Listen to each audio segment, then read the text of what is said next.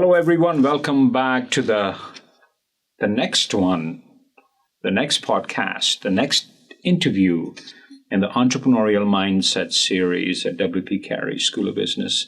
Today, I'm very excited. We have Mark Knopfel as our guest. And why did I pick Mark? Mark has a very, very interesting background. 27 years Arizona native. I believe bachelor's from ASU. Two masters and a PhD, too many degrees. Too many. All from ASU. Okay, So 32. They haven't updated my bio online. They have not? No. They only say you have myself. one. I wish I was still 26. If I was not in my 30s, it would be a godsend, And currently getting a PhD? Finished my PhD. Finished your PhD, so they do need to update your... They do. And he was also the... by the governor of the state, he was the student representative to the Arizona Board of Regents. Am I correct? Yeah, that's right. For a 2-year term. Fantastic. So, welcome. Thanks. And see, by the way, your hair and my hair is exactly the same. It is just that I color it white to get respect. Well, I'm actually growing my hair out for the first time. I've always had a very clean cut. Part of the entrepreneur thing, I got to try something different. Mostly it's that 32, all my other friends, they're starting to lose their hair. Everyone always made fun of me because I had too much hair. So now, you know what? It's time for me to own it. And so I'm having fun. You do. No, I'm, let's start. Let's jump in. Tell us about yourself. You have, when we were talking initially, you talked about your Lebanese descent, which I did not know. And I would love to know about your growing up days, your role models, your aspirations when you were growing up. And you know where I'm leading with this. But first answer this, and I'm going to come to my next question. Absolutely. Role models, my parents, and they're both immigrants from Lebanon, came during the Civil War.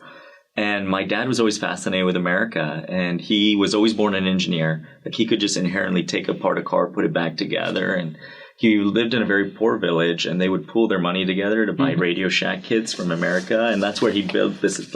To him, everything innovative came to America, and he was so grateful to get that in the village. And then when the war started, he ended up building all the communication systems to support the war. And so you're talking about the Civil War in Lebanon? Okay. Yes. Right. Yeah. And because he was so inclined to engineering, he got away to come to the United States. And dream job was Motorola. That brought us to Arizona because if people recall, Motorola used to be the number one employer. And it's funny because my dad's role model, the only person he really looked up to growing up was President Michael Crow. So that's really kind of what starts my ASU story around, I think, middle school. I shouldn't date myself this bad, but it was around the early years of President Crow. And Motorola would buy a table at Founders Day. My dad would go. And after a few years, my dad just loved watching this long vision that President Crow had and the consistency and the fact that nobody believed what he was going to do, but he stayed the course and demonstrated he could do it. And by the 4th or 5th year, he stopped taking my mother to the event, started taking me. And I remember him telling me, I want you to be there and listen to this individual speak. And I did well in high school. I could have gone to a lot of colleges. I only applied to ASU because I really bought into what the president was saying and his long-term vision. And it's fun because all of that's become realized. We're now number one in innovation. None of that existed when I enrolled as an undergrad. So tell me something. You have a very interesting balance between an intrapreneur and an entrepreneur. I want to step back and ask you that... do you believe that you are somebody who was born with the entrepreneurial spirit and saying, one day I will create my own company? Or was it more like thrust upon you? It's interesting. I was always born a builder, implementer. That's all I've ever been passionate about. So less the go out and start the business. But I made my first website in 3rd grade for my 3rd grade teacher. And for me, there's always something proud about learning something new, building it, and delivering it. And I really stayed true to that. When I finished school, I always thought I was going to go Silicon Valley. And it was President Crow who said, hey, instead of going there, you got this technical skill, but stay in academia, which was the last thing I wanted to do, to be honest. But he asked me to build this skunkworks lab, right? And if you know about skunkworks, it's let's go find the best and brightest people, put them in a room, work in secret. So it's almost like the antithesis of entrepreneurship. It's get down in the bunker and build things that are going to change the world. And so that's really always been a passion of mine. And for the last, 8 years I've run Luminosity, we've had some great success. And whenever people would ask me, well, what do you want to do in 5 years? Like, I'd say, well, I don't want to get promoted out of the dream job I have today. And so it's interesting, I guess in some ways it's thrust upon me. I mean, I've always wanted to build, and I've always been an operator and loved building teams and talent, like all the skill sets you'd need to be an entrepreneur. I mean, one of the things is I always knew my dad was born to be an entrepreneur. And he never did because of that, immigrant mindset for stability. He always worked. He worked at Motorola for 40 years. And even after they got sold off him, he stayed in the same company, never got fired, and wanted to provide for us. So in some ways, the entrepreneurship thing is to honor him in a way. Is it to honor him, or is it something that you inherently think? So at the Luminosity Lab, you're on this side of the table. You're experiencing the same thing. It's like on a breakfast table, a breakfast of bacon and eggs. The pig is committed, but the hen is a participant. Yeah. So when did it become for you saying, I'm a hen, but I want to be a pig? When did you cross that over to being an entrepreneur? And tell us about your company. Yeah, so when Luminosity started, the idea was moonshot projects. And that means you're going for something that isn't big. Possible today. You're going for something big. And I was always trying to get the students aligned with that, because with students, they're looking for instant gratification. You're kidding me? What, 10 years out? I'm graduating in 2-3 years. And the first project we ever worked on is actually the spin out that is my company today. And it was the first project because it was really a passion project I've always had, this idea of a lifelong learning tool, an AI companion that gets to know you over time and that can adapt to your learning. That was always important to me because I always felt like education, university included, has always been kind of like a one-size-fits-all approach from K-20. And when I became student body president, that's what I was trying to combat. I was like, look, I'm studying finance, but I can code better than most computer scientists. There's something wrong, right? We got to fix it. And what's interesting, back in 2000, you could look it up online because we called it Axio as the code name for the project we were working on. There's a video ASU puts out in 2018. And the video shows our first minimal viable prototype. And it looks very much like a ChatGPT, right? This AI companion helps you on your everyday life. Productivity, learning. It's kind of this Coursera of like a Wikipedia of a Coursera platform. And it's funny, everyone was just like, you're crazy because that could never actually work the way you're dreaming it up. And I said, great, we're doing a moonshot project, right? That was always the mentality I had. And even there were students who would give up on the project because they just felt like they didn't want to spend time on something that they didn't believe was going to come to fruition. And we were watching generative AI since the early papers on generative adversarial networks, right? You could trace this back to the early days. And we had early access to GPT-3. And it was so fun when these technologies were coming online. I started staying up all night. It was around the time I was having my first kids, and I started just building it myself and starting to prove out when you're an entrepreneur, when you're building anything, there's always roadblocks that stop it from being this intangible thing to inevitable. And as these new technologies came on, I was finding those moments where what wasn't possible before is now made possible if we bring it into this really novel architecture. So we got a few patents that are pending through the university, and then this whole world started to change. And this AI world, this isn't like a blockchain change. This is like a tremendous change of technology. Yeah, I agree. So I kind of said, I'm gonna this is my passion project. I'm probably the best position to take something like this to market, and it's given me a chance to go hire some of the phenomenal talent I've had, which otherwise they would leave the state of Arizona. So we're now leading one of these up and coming companies. We're keeping a lot of our talent here, and I've had actually friends that went to ASU, moved away. Now moving back to take these opportunities. That's my dream. You're a professor of practice too. Yeah. Yeah? Yeah. What you're building, is it going to replace teaching teachers at some point in time in the future? Do you see that happening? Because what you're building, you will learn everything about a customer's needs. That's right. So what are your thoughts on that? So for me, if you ask anyone, you're a professor of practice too, no professor goes into higher ed to teach a 300-person lecture.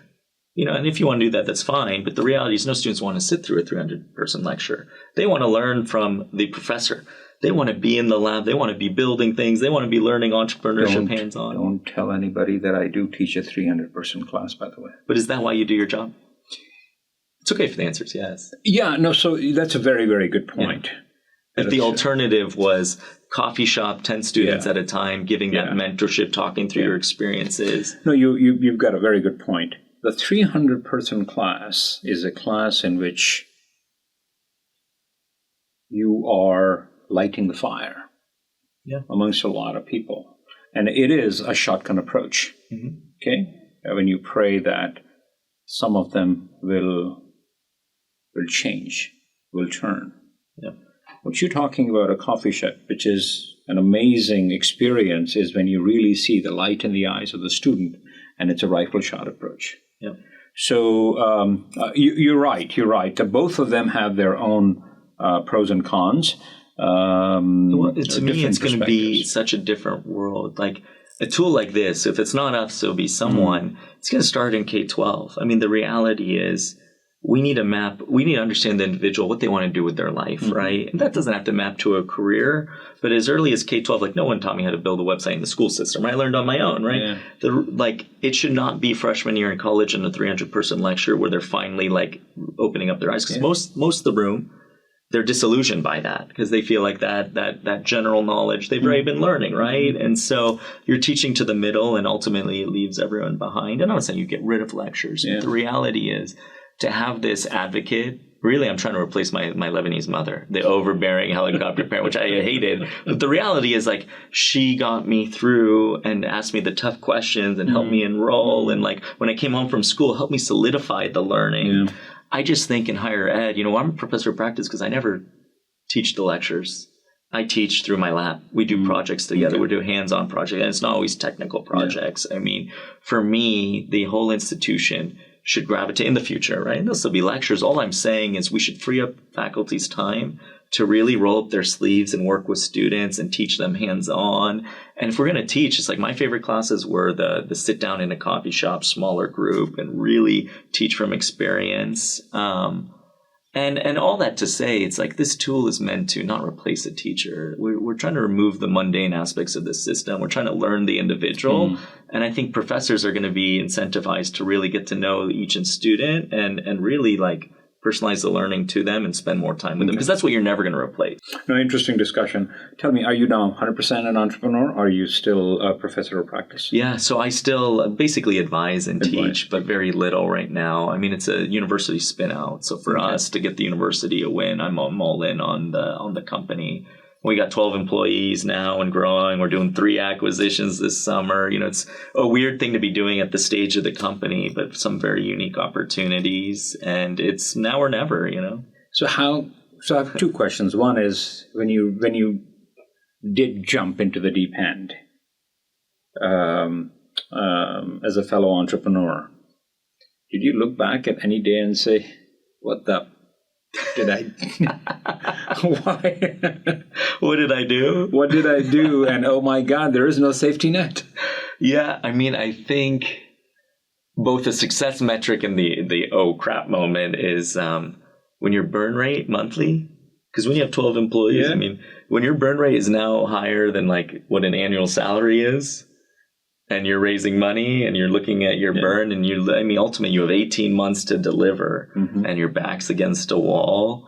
Like, I love that, but it is definitely like, wow, I was making a lot more and it's cushy safety net and I got to do what I love. Yeah. And now I'm doing it with pressure. And, when you raise money early, a lot of times people feel differently about taking from family and friends, but people who believe in you, they'll force the money on you.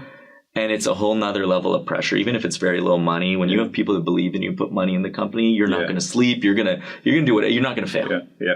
And so. No, you're absolutely. And how did your family deal with your 24/7 working, or at least in your mind working?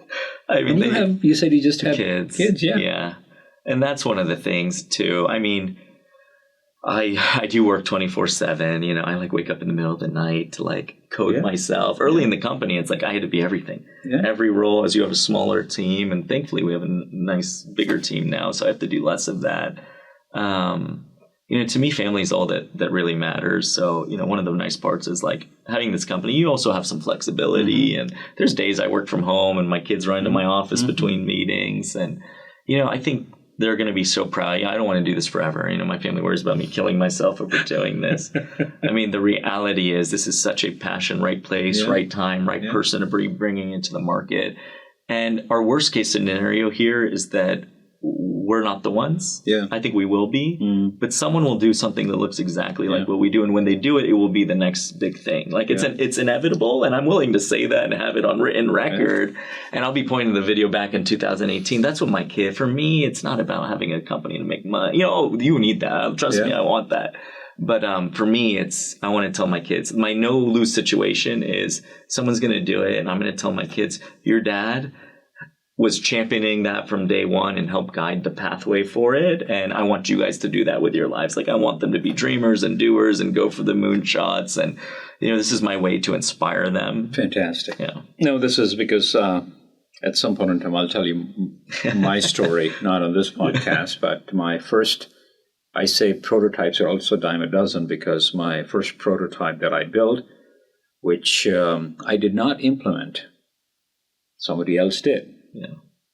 And the exit was over $5 billion. Yeah. And so my next one that I did, I said, I don't care if it fails or succeeds. Right. I want to do it. If I fail, fine, no problems. Yeah. But I don't want to have regrets. That's right. Saying I did not do it. That's right. That was my catalyst. Yeah. When you say, why did I leave my safety net of the lab? Because I love luminosity. It was that. It's like you can't miss the opportunity. Absolutely. No, I agree. So from your perspective, entrepreneurs make a lot of mistakes. Oh, yeah. Tell me the biggest mistake you've made. We're still really early. Some mistakes probably coming in. Thankfully, no huge one. One of the interesting ones I would say is you don't want to talk to people too early. And I got thrust into conversation. People get excited. So when we were first spinning out from the university. I'm getting pads. We have some software coming online. All of a sudden, people get excited. They start connecting you to the big players, right? The big VCs, big everyone. And if you don't know what you're doing, you go talk to them, right? And if you talk too early, all they see is all the imperfections and not ready enough, right? Like what I've learned is you go deliver. And you build, you find your product market fit, you gain traction. And we're finally at that stage now. We're going to raise our next price round, pretty substantial. And man, I finally feel ready, And so a lot of the people we talk to early, not by our own choice, you don't really get to go back. And maybe you do because now you've proven yourself. But I almost like, man, those early people would have been your best partners, right? Hold some of your cards, wait till the right moment for the right people. You don't want to go ping Sam Altman day one, you know? Even if you have an idea you think he'll love, you got to wait till you've implemented the idea and it's protected and you're in the market. And I think that's been the biggest thing. So with this company, what causes you to have cold sweat at night? What is the scariest thing? Yeah. What keeps you up at night? Things are on the up, things are growing, and people looking from the outside, they look at you and say, God, he's there. He's so lucky. He's got money coming in, and he's excited. He's passionate. He's just to the right place at the right time. They don't know. That's just the tip of the iceberg. I mean, you're exactly right. I think we have the right technology, right place, right time, right team. And unfortunately, it all comes down to really one thing right now that keeps me up at night, and it's the market, right? We'll see if the market decides we're not going to pay for it, then it's game over. I think it's exciting. We pivot. Sure. You said you now have 12, 18? 12 employees. 12 employees? And how do you hire, and have you ever fired anybody? Yeah, unfortunately I have fired. And throughout the course of my career in Luminosity and otherwise, that's like the hardest thing you ever have to do. And for me, I hired, I've always been a skunkworks guy. To me, I know talent when I see it. I'm very trusting. I build good cultures. That's like my only talent, right? Okay.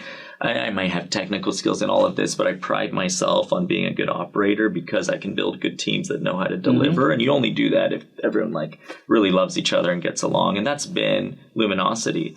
The problem is when you're very trusting, sometimes you make a bad decision, right? You pick someone, you believe in them. And the problem with the skunkworks culture, if you bring one wrong person into it, it will destroy the culture. Your company will die from that one. And so for me, you can't hesitate. And the reality is, if you let a problem fester, your company's dead. So yes, we fired. It's a terrible thing. Like, the easier move is not to do it, but it's usually better for the person you're firing as well. And you have to be gracious with the options afterwards and all of that. Are you good at firing? Good at firing? Yeah, I mean, I think so. I mean, like, I love everyone I ever hire, right? Yeah. I mentor everyone. And so for me, unless there's like when you fire, it's usually not like they've done something there's those cases, it's a different story, but sometimes it's not a good fit and it's a detriment to the company. You want to spend time making sure that they have a home afterwards, and I try my best to do that. Interesting. I know you mentioned this about your kids, and I have 2 daughters too. So, question that becomes important from your kids' perspective, as well as everybody else who care about you and you care about them. What do you think your legacy should be? What would you want your legacy to be? Or you don't care? Let it happen on its own. Yeah, I mean, I care. I mean, that was like, I tell people that all about our product. Like, most people don't have a mentor in life. I remember someone asked me, like, hey, early on in my career, they said, you should always think about like your funeral. And if you were attending it, what would you want people to say? Wow. And, it's funny, we've actually baked that in our platform. Your platform asks you these like really questions that make you think. And that's the thing, most people don't have the mentor. But when I got asked that, it's really a turning point in my life, because I realized, I didn't really want to be known because I was like, I had degrees or was even an operator, anything like that. I mean, I want to be a family guy. I love building and implementing. I told you that always, like, best thing you can build and train and teach your kids, right? So I am hoping when all's said and done, they'll say he's a great dad. And he inspired his kids to be lifelong learners, which is the product we're passionate about. And he loved to build and implement, and he had business success because he did one thing really well. He's built great teams around him and great advisors and took their advice and was coachable. What do we need to do from an ASU perspective? And you are in the thick of it. Yeah. From an ASU perspective, the faculty, President Crow, Arizona as a state, what do we need to do to bring together this ecosystem that nurtures your kids when they start to grow up to be decacorns? Yep. You can get me in trouble on this one, because I'm very much in the thick of this. Have some thought. I'll share my. The ecosystem. I mean, we don't. I told you this is going to be straight from the heart. Yeah. The people who are watching this are students. That's people true. who are watching are students. People like for us to not be politically correct. Okay. Well, I'm hoping to be a success story that students, because I'm a student of ASU. Yeah. I was a student lab that had this idea where a faculty spin out, students spin out. All the employees are mostly ASU alumni. I'll start at the state level. I mean, you look at Utah, you look at Silicon Valley, you can't build a very successful business or a Google without everyone going all in. That's the benefit of a VC. They bring all their connectivity and power and they put it behind you. And so Arizona has ample money coming in. They have all the right people and partners and all the knowledge base at the universities. One of the things is like, how do you get ideas here? Because there's not a lot of early capital. I'll say this, like, I'm friends with all these people, don't get me wrong, but like the venture funds that are early seed investors, their business model, to be honest, and they admit to us too, is like, they want to basically do arbitrage. Like, they want to come in because you're an Arizona company. You don't know how many times I have that in writing. Like, Arizona company, you can't raise at that valuation or value cap. We raise at a very high value cap. And originally I thought, for our sake, I was only going to go take money from local companies because I wanted an Arizona win from the ground up. Yeah. And most of the people passed up on the opportunity to invest in us early. And it was not because of anything about our business model or our product. It was strictly because our valuation was too high for an Arizona company. In writing, right? So the reality is, you have to go outside Arizona. There's plenty of money in the world and people that know how to help you, right? And I think that's unfortunate. If you look at Silicon Valley, they have a successful business. They make money. They pour that money into the next one. Those founders go. The talent goes. They cycle their talent, and talent stays because that's where it's happening. A lot of VCs here, it's real estate money, so they're not necessarily operators, founders. You do have some of that. But the reality is the more founders you build here and keep here, I've made a commitment to keeping the company here in Arizona. That's important to me. And if we have success, we're going to go help the next person have success. Like, we need to build that feedback loop. What do we need to do? If you have that magic wand and say, these are the 2 or 3 things we need to do that are the biggest roadblocks, Yeah, I mean, look, we need more skunkworks labs, to be honest, both at the universities and that entrepreneurial mindset in K-12. We need a few wins too. It's like if students see, we got great founders. Luminosity itself, we've had so many people go have businesses, successful ones. They went straight to San Francisco, right? Because there aren't very good use cases of success here. Even the companies that ASU champions and successful, right? The InStrides, they're not home baked here. They've got big founders, famous people. Great. Like, I'm glad we are having that success. But like, until a student can point and say, well, that was a company, my students came through the university backed it, everyone came together, they got local VC money, and they had a tremendous success. I mean, I can't name one. I'm sure they're there. But the problem is if I can't name them, no one can. And if they can't, they don't dream. Yeah. And if you don't have dreamers, you don't have founders. Yeah. And if you have founders that dream, they leave. Yeah. We need to fix that. So this kind of leads me to my last question. There are a lot of things that are working for us here, and there are many things that are not working for us here. There are many of the folks who are watching, including students, including faculty, including alumni from coming out of ASU or outside of ASU, doesn't matter. They're sitting on the fence and saying, God, that's too hard. Yeah. What would you tell them? Folks who have brilliant ideas, scared to do it? I know you mentioned a few things, what you want to leave for your kids, but if you were, based upon your experience, working for ASU, working at Luminosity Lab, now becoming an entrepreneur, what would you tell them? Yeah, I mean, I always thought it was going to be very hard too. And part of me, it's like I never expected to spin out a company from ASU because I just thought it'd be so bureaucratic and tied up. And the reality is it wasn't as bad as I thought. And I honestly think there's nowhere better to do it than ASU. ASU probably has the best process, the best tech transfer. I mean, I think a general university tech transfer needs some work. We could talk about post-spin-out support all we want, but the reality is ASU has always been a place you dream big and do. And we have a ton of great IP here. We've got a ton of great faculty thinkers, and find those students that are like, they understand the market. They're young, they're go-getters. Like, I want to see faculty, students. Like, what I've always tried to break apart is like Luminosity was all about like flipping that model where we view students not like we're just trying to like top down teach them. We're viewing them as like they're brilliant. I mean, you see the students coming in, they're coding before they get here at ASU. It's like, let's get these designers and builders, implementers, and people that know marketing today, which is very different than marketing, 10 years ago even. And let's partner them up with faculty that have novel ideas and spit it out. Go talk to SkySong. I mean, you'd be surprised. Like, the terms are actually pretty decent. And, I think if we can get these VCs that are local to really buy into coming to the universities and partnering to take IP out, I'm hoping, look, if we can get a win here, and I think today everything's been good. I mean, I would say it was a little painful, and any pain we actually have, like, even the agreements at ASU, you redline them because a lot of them, they had never seen like an AI software. Of course they had, it's a new world. But now there's a template. You can go and say, well, Primer, like, I want to see what they did. And we're hoping like, it just needs to be a more seamless process and everyone needs to win. That's the most important thing. And I think we're almost there. And as more people go through the process will get better. So if you have a dream, go do it, and you'd be surprised. So your company is primer.net? Yes. www.primer.net. Take a look what he's up to. So when we started this conversation, I asked Mark, I said, Mark, how do you want to pronounce your last name?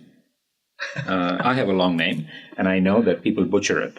So he said, just first name Mark, very easy, but last name, it sounds very much like awful. Mark Knopfel. On the contrary, amazing. Absolutely a fantastic conversation. Appreciate it. Pleasure. Thank you so much. Thank you.